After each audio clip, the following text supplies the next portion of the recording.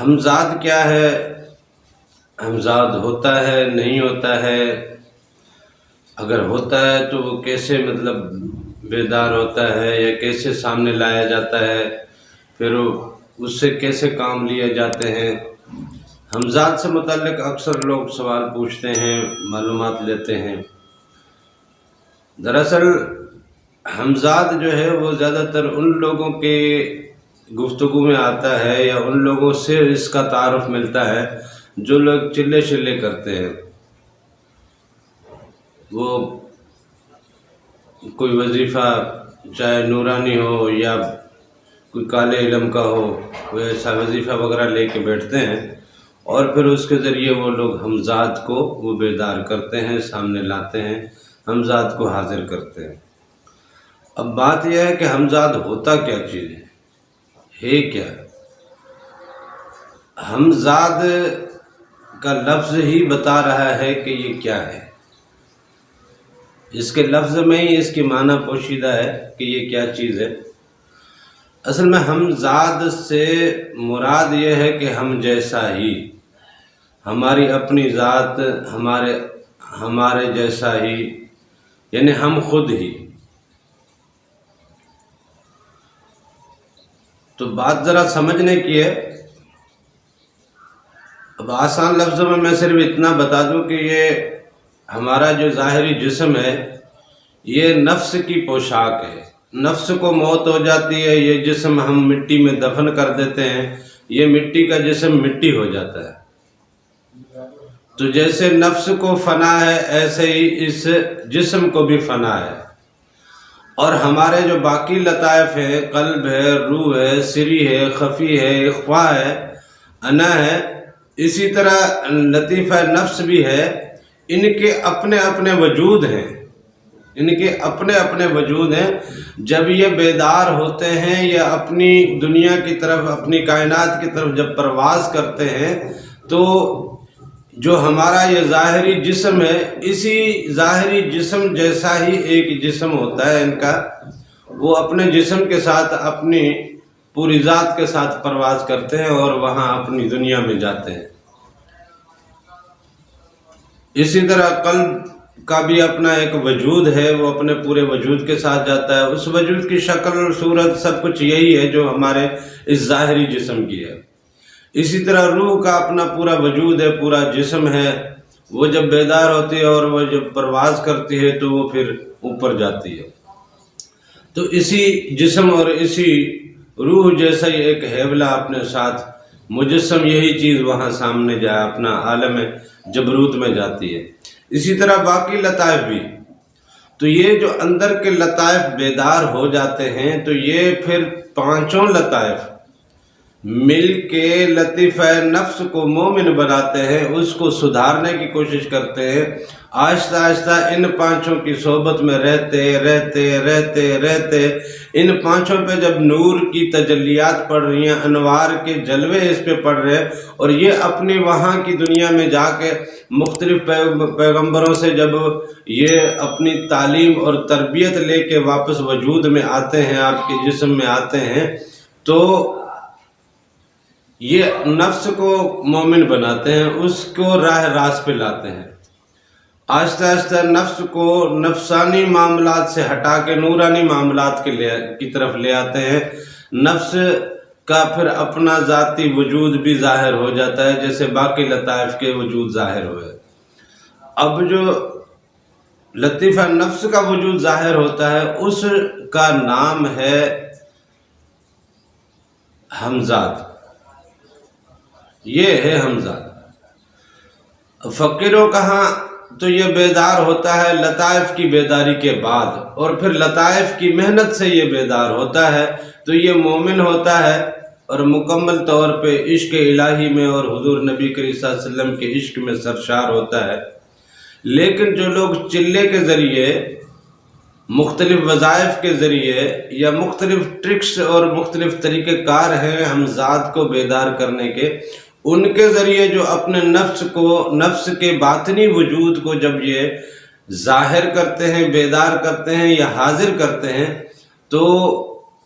ہمارے لطائف کی نورانی ہوئے بغیر ہمارا یہ جسم، ہماری یہ ذات، ہماری یہ ہستی، یہ نفسانی پوشاک کی ہستی جو کام کر رہی ہوتی ہے وہ بیسیکلی نفسانی خواہش کے مطابق کر رہی ہوتی ہے، اسی کے آرڈر اور اسی کے حکم اور اسی کی تعمیل میں یہ کام کر رہی ہوتی ہے۔ اب جب نفس کی یعنی شیطان کی اور ابلیس کی تعمیل میں جو کام کر کے وہ آگے اپنی ہی وجود کو ایک بیدار کرتے تو وہ ایک نفس کی دوسری شکل ہے، اس کا باطنی وجود ہے۔ یہ نفس کا ظاہری وجود ہے، وہ باطنی وجود ہے۔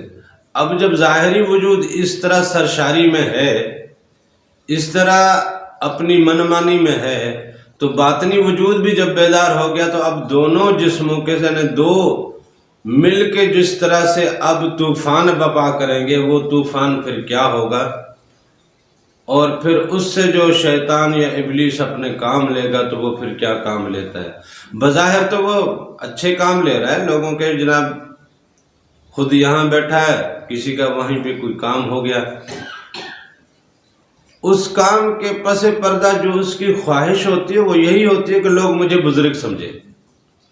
لوگ مجھے اللہ والا سمجھیں، لوگ مجھے کرامت والا سمجھیں، لوگ میری عزت کریں، لوگ میرے پاس چل کے آئیں، لوگ میری تعظیم کریں، لوگوں میں میری بلے بلے ہو، لوگ مجھ پہ پیسہ خرچ کریں، لوگ مجھے نظر نیاز دیا کریں، مجھے پیسہ دیا کریں،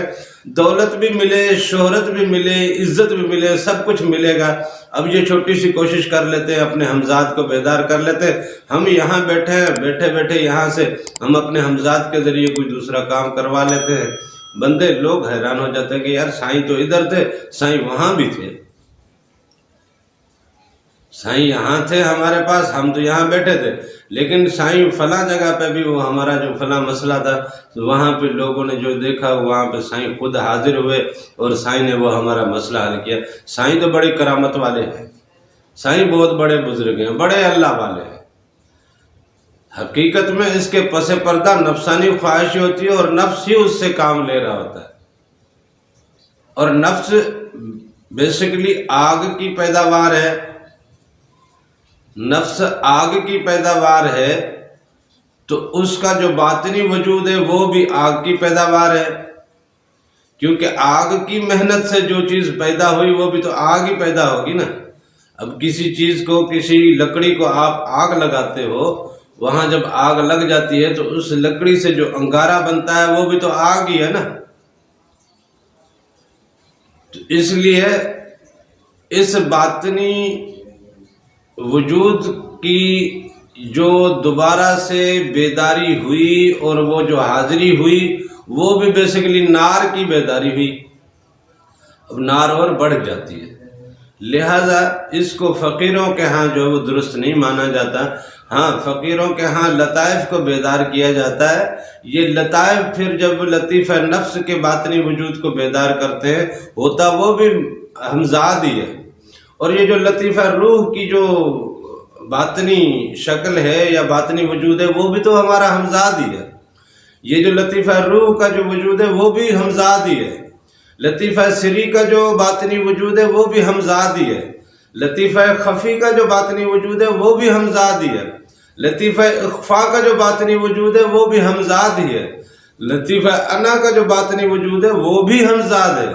اسی طرح لطیفہ نفس کا جو باطنی وجود ہے وہ بھی ہمزاد ہی ہے۔ یہ تمام ہمزاد ہیں۔ 7 لطائف کے 7 مختلف اجسام ہیں، ایک ہمارا یہ ظاہری جسم ہے، 7 وہ باطنی جسم ہے۔ ہمارے جسم کے یہ 7 لطائف ہیں، تو ان باطنی لطائف کے بھی پھر آگے 7 لطائف ہیں۔ ان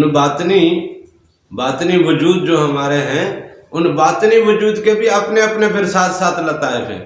اس لیے جب ہم ایک دفعہ اللہ جب قلب بیدار ہو جاتا ہے تو ہم اگر سو بھی جائیں تو قلب دھک دھک کرتا رہتا ہے۔ ہم تو سو گئے لیکن ہمارا قلب کا جو ہمزاد ہے وہ تو بیدار ہے، وہ ذکر میں لگا ہوا ہے۔ اس لیے پھر یہ ہے کہ اللہ تعالیٰ نے فرمایا ہمیں تو عقل مند تو وہ ہیں، سمجھدار تو وہ ہیں جو سوتے جاگتے اور پہلوؤں کے بل بھی اللہ اللہ کرتے ہیں۔ الذین یذکرون اللہ قیاما وقعودا وعلی جنوبہم، جو کھڑے ہوئے بھی اللہ کو یاد کرتے ہیں، اللہ کا ذکر کرتے ہیں، بیٹھے ہوئے بھی اللہ کا ذکر کرتے ہیں، اور پہلوؤں کے بل بھی اللہ کا ذکر کرتے ہیں۔ بندہ تو کسی کے ساتھ محفل میں لگا ہوا ہے، کسی یار دوست کے ساتھ، کسی مہمان کے ساتھ، کسی آنے والے کے ساتھ، بندہ تو اس کے ساتھ گفتگو کر رہا ہے، لیکن اس کا جو باطنی وجود ہے، اس کے قلب کا جو باطنی وجود ہے، اس کے قلب کے اندر کی جو مخلوق ہے وہ بیدار ہے، وہ اللہ اللہ میں لگی ہوئی ہے۔ روح بیدار ہے، اس کی مخلوق اللہ اللہ میں لگی ہوئی ہے۔ جیسے یہ ہمزاد لوگ وظائف یا چلوں کے ذریعے، نورانی علم یا کالے علم کے ذریعے یا دوسرے طریقوں سے اپنے نفس کے باطنی وجود کو بیدار کر کے خود تو کسی محفل میں بیٹھے ہوتے ہیں لوگوں کے ہاں، لیکن اس کا باطنی وجود جو ہے وہ کسی دوسری جگہ پہ ایک کام کر کے آ جاتا ہے۔ اسی طرح ہمارا جسم تو کسی کے ساتھ بیٹھا ہے، گفتگو کر رہا ہے، کسی کے ساتھ کھانا کھا رہا ہے، کسی کے ساتھ گھومنے پھرنے جا رہا ہے، لیکن ہمارا اگر قلب بیدار ہے تو اس کا باطنی وجود اللہ کے ذکر میں لگا ہوا ہے۔ یہ ہے اصل میں ہمزاد، اسی کو ہمزاد کہتے ہیں۔ جو ہمارے باطنی وجود ہیں ان کو ہمزاد کہا جاتا ہے، اور یہ اس کا بہترین طریقہ فقیروں کے ہاں، اللہ والوں کے ہاں تو یہی ہے کہ اس کو ذکر کے ذریعے بیدار کیا جائے۔ ذکر کا نور زبان سے جب اپنے لطیفے تک پہنچتا ہے، وہ نور پہنچتے پہنچتے پہنچتے پہنچتے اس کو مکمل نورانی کر دیتا ہے، مکمل روشن کر دیتا ہے، تو وہ وہاں سے جب بیدار ہوتا ہے تو پھر آہستہ آہستہ وہ پروان چڑھ کے اپنی پرواز لیتا ہے، پرواز لے کے اپنی دنیا تک جاتا ہے۔ اور یہی ہمارا جو ہے جو باطنی وجود ہے وہی ہمارا ہمزاد ہے۔ اس طرح ہر انسان کے ساتھ ہمزاد ہوتے ہیں، اور ہر ہمزاد کا آگے ساتھ ساتھ لطیفے ہوتے ہیں، پھر ان لطائف کے اپنے وجود ہوتے ہیں۔ اس طرح ایک انسان کے جو بہت سارے اجسام بنتے ہیں، لیکن یہ فقیری اور ولایت میں جو رتبہ جہاں پاتا جاتا ہے، جیسے جیسے اس کا لطیفہ بیدار ہوتا جاتا ہے، اسی طرح اس کے باطن وجود بیدار ہوتے رہتے ہیں۔ وہ بندہ تو پھر ایک ہوتا ہے، لیکن وہ پھر ہر طرف لوگوں کے کام کر رہا ہوتا ہے، کہ اپنے آستانے میں بیٹھا ہے، لوگ وہاں پہ آتے ہیں اس کے پاس، وہ ان کے ساتھ ہی بیٹھا ہے، لیکن کام ہوا اس کے اور، کیونکہ خلیفے کا کام یہ تھا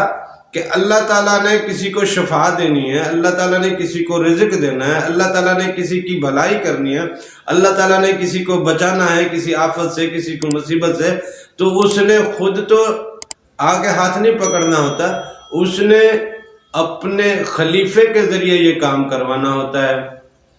اور جہاں خلافت والا معاملہ صفا ناپید ہو جاتا ہے، وہاں پھر اللہ تعالیٰ کے نبی آتے ہیں،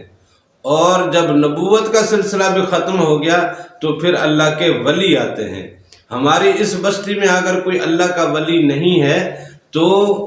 باطنی طور پہ کوئی نہ کوئی ایسی بستی اس کے وجود، اس کے نزدیک میں ہوگی جس کے اللہ کے ولی نے ہماری بستی کے معاملات کو بھی اپنی ذمہ داری میں لیے ہوئے ہیں۔ اللہ کا خلیفہ، اسی لیے اللہ نے کہا کہ میں اس کو اپنا خلیفہ بنانے لگا ہوں، انی جاعل فی الارض خلیفہ، میں زمین میں اپنا خلیفہ بنانے لگا ہوں۔ یہی خلافت کی ذمہ داریاں تھیں، یہی خلافت کے کام تھے، انہی کاموں کی وجہ سے یہ خلافت انسان کو دی گئی تھی۔ لیکن جب یہ ساری چیزیں بیدار ہوتی ہیں تو اس کی معاونت میں اللہ تعالیٰ نے پھر اس کے اپنے فرشتے رکھے ہیں۔ ہمارے دونوں کندھوں پہ کرامن کاتبین بیٹھے ہیں نا، تو ہمارے باطنی وجود کے کندھوں پہ کون بیٹھا ہوگا؟ وہ اس کے معاون بیٹھے ہوتے ہیں، وہ کرامن کاتبین نہیں، کیونکہ باطنی وجود اگر نور سے بیدار ہوا ہے تو وہ تو نورانی ہے، اس نے تو کوئی گناہ کرنا نہیں ہے۔ اب اس کے جو کندھوں پہ جو بیٹھا ہوتا ہے وہ اس کے معاون ہوتے ہیں، مددگار ہوتے ہیں، وہ اس کو پرواز میں لے جاتے ہیں، وہ اس کو اٹھا کے لے جاتے ہیں اپنی اپنی دنیا کی طرف۔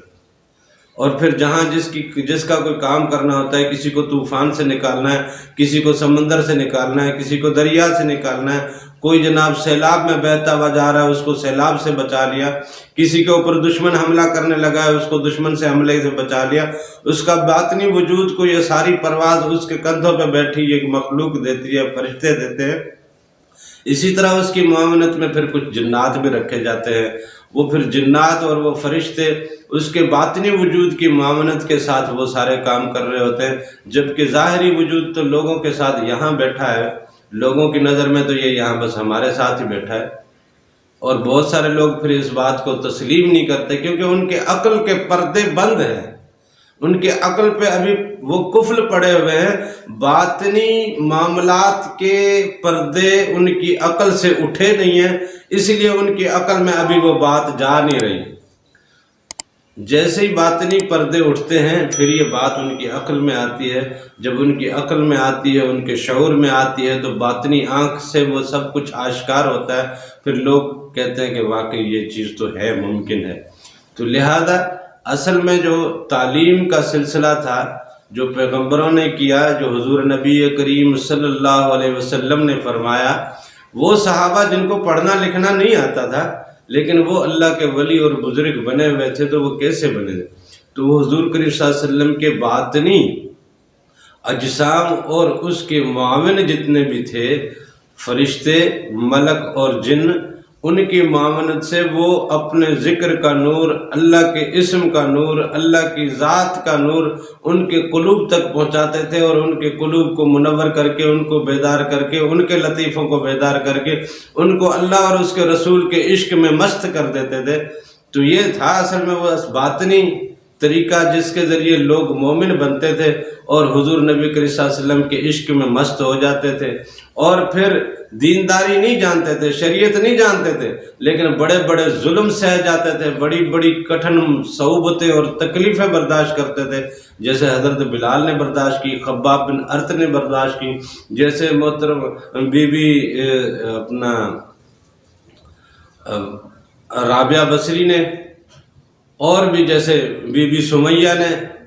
جیسے ہماری جناب سادات بی بی سرکار، بی بی بطول سرکار اور ان کے اہل خانہ نے، اس طرح مردوں میں اور عورتوں میں مختلف صعوبتیں اور تکلیفیں آتی بھی رہیں، لیکن یہ ہے کہ وہ ظاہری نفس کے وجود پہ، اس نفس کی پوشاک پہ وہ تکلیفیں آتی تھی، باطنی طور پہ تو وہ نور میں مستی کے مست تھے، اس لیے ان کو ان تکلیفوں اور اذیتوں اور بھوک سے اور بدحالی سے اور اس غربت سے اور اس تنگ حالی سے ان کو کوئی فرق نہیں پڑتا تھا، کیونکہ ان کے باطنی وجود جس عشق میں اور جس مستی میں اور جس نور کی محفل میں مست تھے، وہ ان کو وہاں سے سارا سرور ملتا رہتا تھا۔ باقی اس نفس کی ظاہری پوشاک میں جتنی اذیت پڑتی ہوئی اور زیادہ خوش ہوتے تھے کہ چلو نفس کو مار پڑی، نفس اور ٹوٹے گا تو ہمارا وجود اللہ کے عشق میں اور جڑے گا۔ یہ فقیروں کے پاس سے یہ تعلیم ملتی ہے، اور ہمیں ہمارے بابا حضور بابا منظور سے جو تعلیمات ملتی ہیں اس کو ہم کوشش کرتے ہیں کہ آپ لوگوں تک پہنچا سکیں۔ حمزاد کے حوالے سے کوئی اتنا لمبا چوڑا فلسفہ نہیں ہے، حمزاد بس ہمارے باطنی وجود کا نام ہے، وہ اگر نفس کا وجود ظاہر ہو جاتا ہے تو وہ پھر اسی طریقے کے کام کرتا ہے، اور اگر قلب کا وجود بیدار ہوتا ہے تو وہ پھر اسی طرح نورانی معاملات میں چلا جاتا ہے، اور پھر باقی معاملات کو بھی، باقی لطائف کو بھی نور میں اور نور کی مستی میں مست کر دیتا ہے۔